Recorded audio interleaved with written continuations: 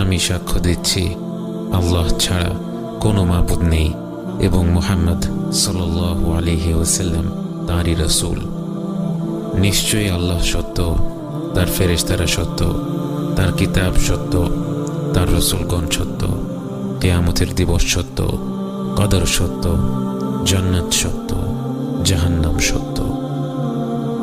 জাহান্নাম সেই নাম যা থেকে আমরা যতটুকু সম্ভব দূরে থাকতে চাই, যে নাম শুনলেই আমরা তা মস্তিষ্ক থেকে দূরে ঠেলে দিতে চাই।